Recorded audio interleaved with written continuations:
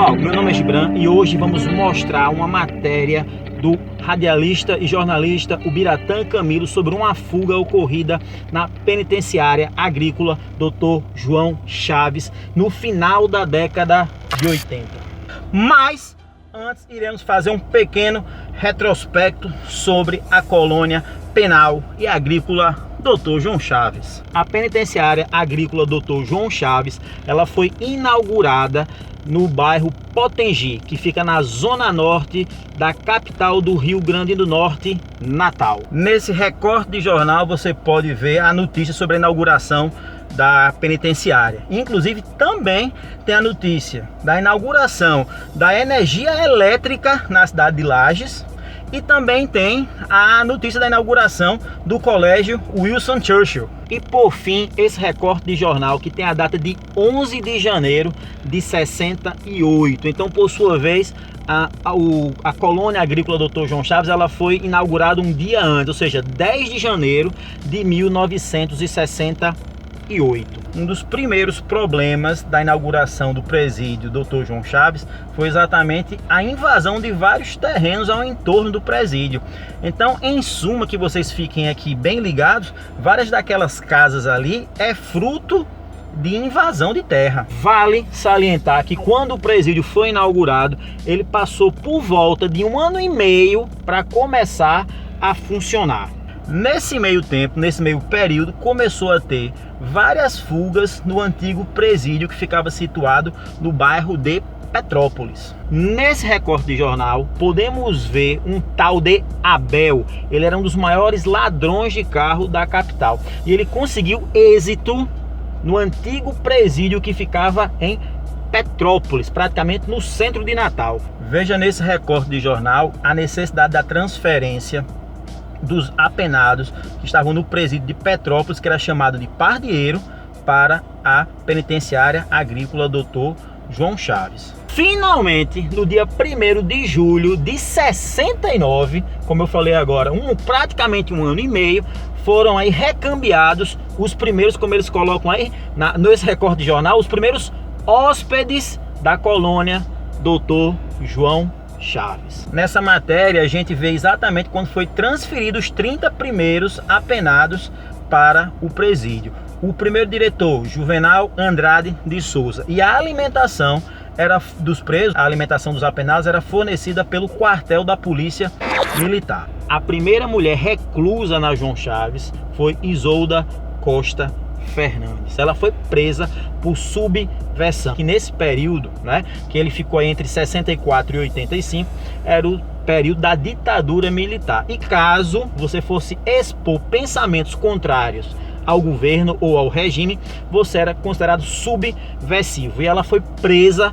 por conta disso. Pense num período vergonhoso para o país. Ela pegou 3 anos de reclusão e ficou separada daqueles 30 primeiros apenados que foram para lá transferidos. Eu vou colocar aqui um link na descrição desse vídeo que ela dá uma entrevista. Para quem quiser melhor conhecer a história dela, fique à vontade. Lembra de Abel, aquele famoso e grande ladrão de carros? Ele foi transferido para a penitenciária João Chaves e de lá ele conseguiu uma fuga. A propósito, segundo minhas pesquisas, eu não tenho certeza, se vocês quiserem comentem aí, parece que ele foi o primeiro a conseguir êxito em uma fuga na penitenciária Dr. João Chaves. Mas a posterior ele foi preso novamente em Pernambuco e voltou para João Chaves. No ano de 1970, a gente tem as primeiras notícias, as primeiras matérias sobre a entrada de maconha no presídio. O coronel Juvenal Andrade de Souza, ele tentou acabar com o consumo de maconha. Sabe-se hoje que ele não teve êxito nessa missão. Em 14 de janeiro de 72, a gente tem notícia da primeira desavença entre apenados, de modo que um tentou matar o outro, mas não se obteve sucesso. Nesse meio tempo, começou a ter várias fugas. Dentre essas fugas, alguns apenados eram mortos pela polícia militar. Começou também a chegar muitos apenados e começou a ter uma certa superlotação e começou a ter tentativas de homicídio entre os próprios presidiários. Temos que falar de Manuel Fernandes da Silva, mais conhecido vulgarmente com o nome de Peneiro Pé. Não me pergunte o porquê desse apelido. Peneiro Pé, ele estava preso em uma das delegacias da cidade. Dentro dessa cela estava ele, mais 4. O que aconteceu é que uma dessas pessoas foi estrangulada. O Peneiro Pé, ele assumiu o homicídio, mas também falou que os outros 3 tiveram participação. Com isso, ele foi transferido para a colônia Dr.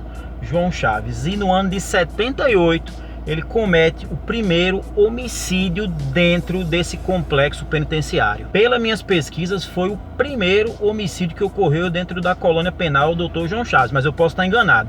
Se por acaso estiver enganado, coloquem nos comentários aí embaixo. Em paralelo, temos a história de Raimundo Anchieta de Oliveira, que pouco depois ficou conhecido como Nego Anchieta. Ele foi preso ainda menor de idade e ficou preso ilegalmente durante 4 anos. Ele foi posto em liberdade e o Estado não pagou indenização alguma a ele e nem a família dele. Quando ele foi solto, ele prometeu conseguir um trabalho e ter uma vida normal, mas ele acabou entrando definitivamente para a vida do crime. Ele desceu para João Chaves, conseguiu várias fugas, mas ele fugia e o pessoal conseguia prender ele novamente, até o momento que a história do Nego Anchieta se cruzou com a história do Peneiro Pé. O Nego Anchieta acabou matando o Peneiro Pé da mesma forma que o Peneiro Pé matava as suas vítimas, estrangulando-o no ano de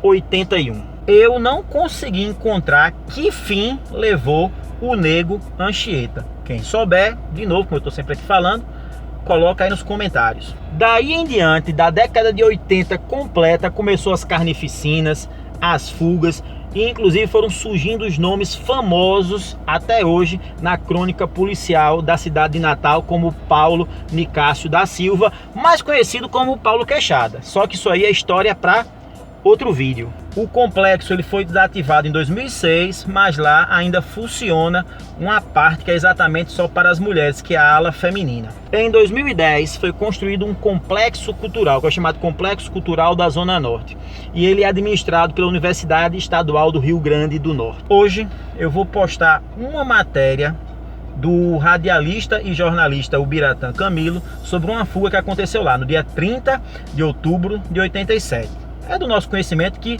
houve inúmeras fugas. Isso aqui é a matéria só de uma delas, né? O meu pai também, ele acabou alcunhando o nome da penitenciária de Caldeirão do Diabo pela quantidade de homicídios que aconteceu entre os próprios presos de lá. A manchete da fuga é essa, e alguns policiais militares foram acusados de facilitar a fuga desses detentos. Logo depois, esses 3, eles foram capturados novamente e foram recambiados para o Caldeirão do Diabo. Na matéria tem a participação de um dos ex-diretores da colônia penal, Dr. João Chaves, que é o Daci Carlos. Eu não sei se ele está vivo, eu não sei também se ele está na ativa, mas se alguém tiver notícias, coloque aí nos comentários aí embaixo. Espero que vocês gostem, né? Espero que vocês gostem das matérias que eu estou aqui postando. Por favor, vocês curtam, vocês comentem e vocês compartilhem. Pessoal, próxima sexta tem mais. Valeu! Área Central, Dr. João Chaves, na madrugada de hoje, 3 detentos do estabelecimento penal conseguiram a sua evasão. Trata-se de Sérgio Roberto Tenório Cavalcante, mais conhecido por Sérgio do Banorte. Gleison Antônio Rodrigues da Costa, alcunhado por Alma do Cão. Orlean Gregório de Jesus Queimadinho. Todos conseguiram na madrugada de hoje evadir-se da colônia penal Dr. João Chaves, e apesar das buscas e diligências empreendidas pela polícia, até o presente momento não conseguiram localizar os evadidos da colônia penal Dr. João Chaves. O diretor já previa uma evasão da colônia penal e por este motivo mandou interditar a cela de número 9 do pavilhão individual.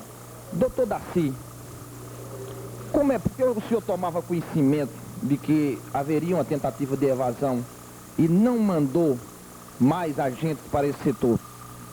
Bem, no interior de uma penitenciária, nós tomamos informações várias. E nem em todas as informações nós podemos dar credibilidade.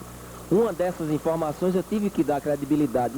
Não tomei conhecimento de como ocorreria a fuga, mas determinei que a cela fosse interditada. Não redobrei a guarda porque não tinha necessidade de redobrarmos a guarda, uma vez que a interdição da cela solucionaria tal questão. Foi aqui, nesta cela, no pavilhão individual, onde os 3 detentos da colônia penal conseguiram a sua evasão furando este túnel. Túnel este que este repórter vai mostrar neste exato momento aos telespectadores da TV Ponta Negra.